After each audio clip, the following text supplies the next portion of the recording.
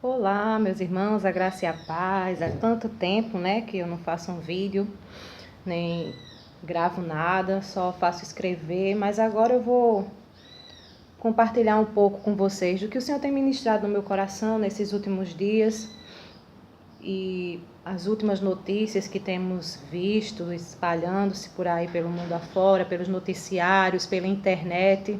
A gente fica num estado de alerta. E eu quero compartilhar um pouco do que o Senhor tem produzido no meu coração.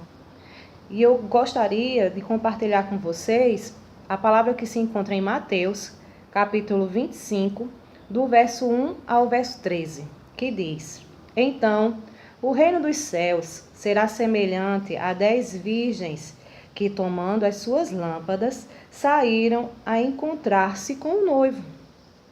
5 delas eram nécias e 5 prudentes. As nécias, ao tomarem as suas lâmpadas, não levaram azeite consigo. No entanto, as prudentes, além das lâmpadas, levaram azeite nas vasilhas. E tardando o noivo, foram todas tomadas do sono e adormeceram. Mas, à meia-noite, ouviu-se o grito: Eis o noivo! Sai ao seu encontro. Então se levantaram todas aquelas virgens, prepararam as suas lâmpadas, e as nécias disseram às prudentes: Dai-nos do vosso azeite, porque as nossas lâmpadas estão se apagando. Mas as prudentes responderam: Não, para que não nos falte a nós e a vós outras. Ide antes aos que vendem e comprai-o. E saindo elas para comprar, chegou o noivo. E as que estavam apercebidas entraram com ele para as boldas, e fechou-se a porta. Mais tarde chegaram as virgens nécias, clamando: Senhor, Senhor, abre-nos a porta. Mas ele respondeu: Em verdade vos digo que não vos conheço. Vigiai, pois, porque não sabeis nem o dia e nem a hora. O Senhor aqui, no capítulo 24, Jesus, ele tinha falado sobre os sinais da sua volta, do seu retorno. Tinha explicado tudo como ia ser, os princípios das dores, os poderes do céu sendo abalados, as nuvens, como ele viria sobre as nuvens, com poder e grande glória. Ele explicou tudo isso. E aí, a partir do verso 32 do capítulo 24, até o verso 25, ele vai falar sobre a questão da vigilância. E ele vai explicar através de várias parábolas. E eu escolhi essa das 10 virgens, para a gente refletir um pouco nesse momento. E eu queria refletir sobre a questão do azeite, porque o tema principal dessa parábola das virgens é que 5 eram prudentes e levaram consigo mais azeite. Que seria isso, missionária, esse azeite? Bom, aí a gente volta lá para o Antigo Testamento, lá para Êxodo, no capítulo 25, verso 6, na construção do tabernáculo. Deus, orientando a Moisés, ele diz que o azeite será para a luz. Então, o azeite seria produzido para a luz. E as pessoas deveriam ofertar esse azeite para a produção dessa luz, que iluminaria todo o tabernáculo. Tudo bem, até aí todo mundo sabe essa questão de luz, que antigamente era o azeite que se queimava, produzia luz. Mas quando a gente vai para Provérbios, aí começa a gente a entender um pouco mais. No Provérbios 21, 20, ele diz que há tesouros preciosos e azeite na casa do sábio. Eita, e agora? O azeite, ele começa a ser associado à sabedoria, ao entendimento, à prudência, como a gente vê que elas eram prudentes. Eles não vai nos faltar este azeite e a nossa lâmpada vai se apagar e nós não vamos encontrar o noivo. E agora? Azeite, sabedoria. Vamos andar um pouco para o Salmo 43:3. Ele diz: envia a tua luz e a tua verdade para que me guiem. Eita, a coisa começa a estreitar. A tua luz e a tua verdade. Vamos refletir sobre essa questão da verdade. Hoje, a gente é cercado de doutrinas, cercado de ensinamentos, de pensamentos, de filosofias, de teologias. Mas qual é a nossa verdade fundamental?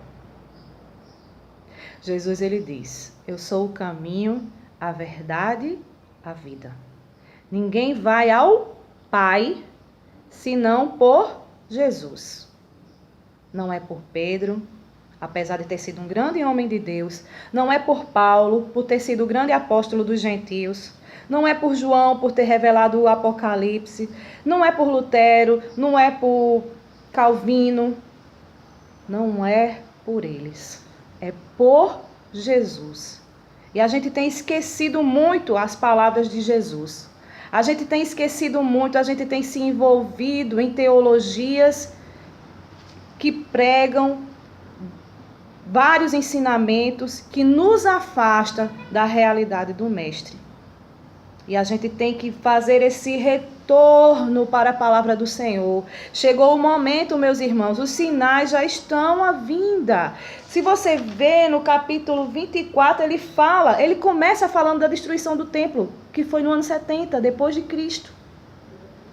O templo ele foi destruído, Israel foi disperso. E depois ele vai falar dos princípios das dores. E ele vai dizer, olha, dize-nos quando sucederão estas coisas, que sinal haverá da tua vinda para a consumação do século. E ele diz, e ele responde, vede que ninguém vos engane, porque muitos virão em meu nome, dizendo, eu sou o Cristo, e enganarão a muitos. A gente vê muitas pessoas sendo enganadas. Basta a gente ligar a televisão, um evangelho falso, um evangelho pregado falso, um evangelho da prosperidade falso, pessoas que profetizam e não se cumprem. E a gente tem que ter cuidado com isso, o rei está voltando. Já chega de estarmos nos enganando com doutrinas falsas. Está na hora da gente fazer o retorno para a palavra, o retorno para a palavra do Senhor. E ele diz, certamente ouvireis falar de guerras, rumores de guerras. Vede, não vos assusteis, porque é necessário assim acontecer, mas ainda não é o fim. Porquanto se levantará nação contra nação, reino contra reino, e haverá fomes, terremotos em vários lugares. Porém, tudo isto é o princípio das dores. Então sereis atribulados e vos matarão. Sereis odiados de todas as nações por causa do meu nome. Nesse tempo, muitos hão de se escandalizar, trair e odiar uns aos outros. E essa realidade a gente vive hoje. No nosso meio, na nossa igreja, a gente vive essa realidade. Muitos se odeiam, muitos se traem. Não há comunhão como existia na época antiga, em que eles morriam por causa de Cristo. Eles eram entregues aos leões por causa de Cristo. Eu pergunto hoje, se isso acontecesse conosco, como era que a gente iria reagir? Nós não iríamos reagir, porque a igreja ela se afastou dos caminhos do Senhor. A igreja ela está distante desse caminho. Levantar-se-ão muitos falsos profetas e enganarão a muitos. E por se multiplicar a iniquidade, o amor de muitos esfriará.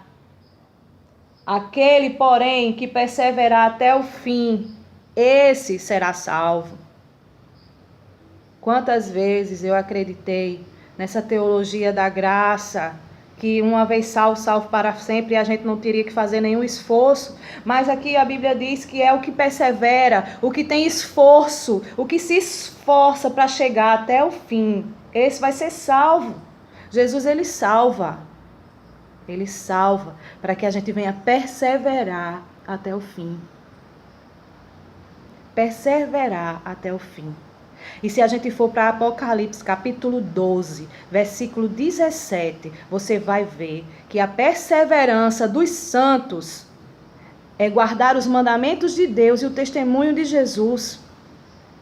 Quais são os mandamentos de Deus?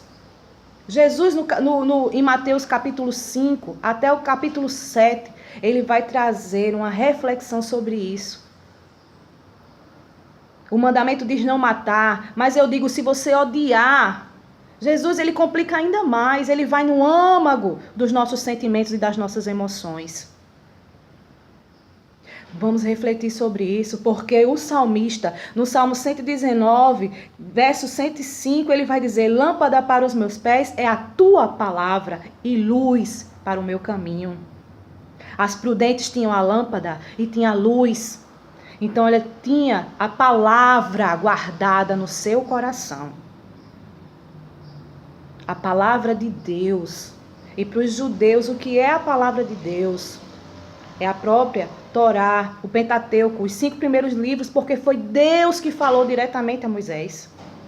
O povo ouviu Deus lá no monte e temeu e disse, não, Moisés, não, fala tu conosco, não deixa Deus falar conosco. Ficaram com medo, aterrorizados.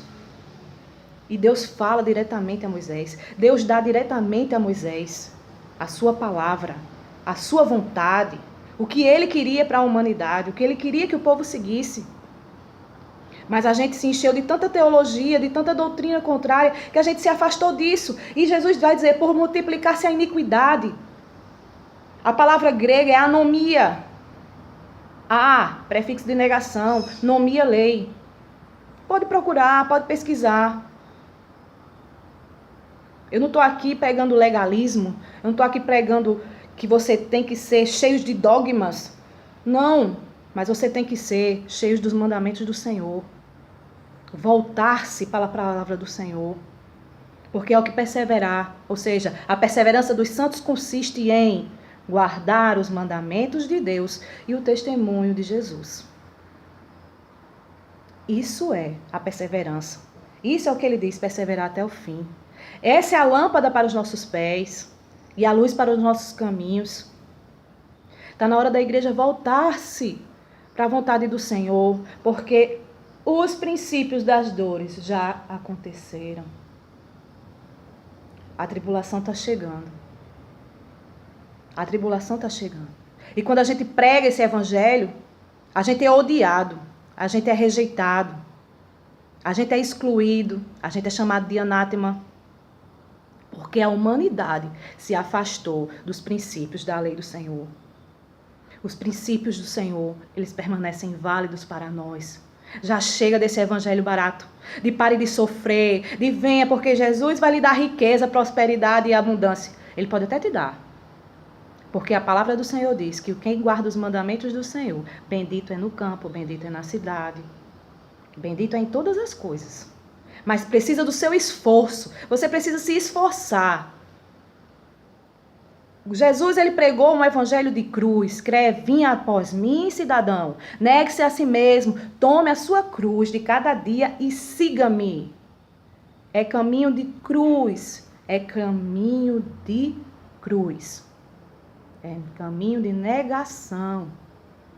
E a negação é quando a gente tem uma raiva do irmão, que a gente quer partir para cima dele, mas a gente nega esse sentimento e coloca o amor da lei do Senhor, que está lá em Deuteronômio, amarás ao Senhor teu Deus. Está lá em Deuteronômio também, amarás o teu próximo como a ti mesmo. A pergunta a Jesus foi quais eram os principais mandamentos, não era o que era a lei. Quais eram os principais mandamentos.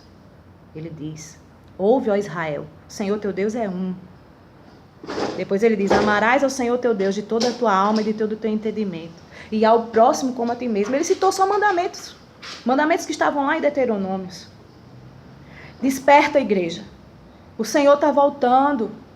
Nós vemos aí agora comemoração da Reforma Protestante. Luteranos assinando termos com o Papa para que o protestantismo e o catolicismo se unam. A gente vê a Rússia se levantando contra Israel. E aí a gente vai para Ezequiel 39, Gog e Magog. Magog, norte de Israel. Qual é o norte de Israel? É Moscou, é Rússia. Está na hora da gente despertar e voltar. Fazer o caminho do retorno. Retornar aos princípios da palavra do Senhor. Retornar aquilo que o mestre ensinou. Não é o que Calvino ensinou, não é o que Lutero ensinou, não é o que Armínio ensinou. Mas é o que o Senhor ensinou. O que o mestre falou. E doa a quem doer. Custe o que custar. Essa palavra ela não pode ficar parada. Você tem que ser a lâmpada prudente, a virgem prudente. Não a nécia. Desperta a igreja para encontrar-se com teu Deus. O rei está voltando. Deus abençoe a todos. E fiquem na paz, na shalom do Senhor. Amém.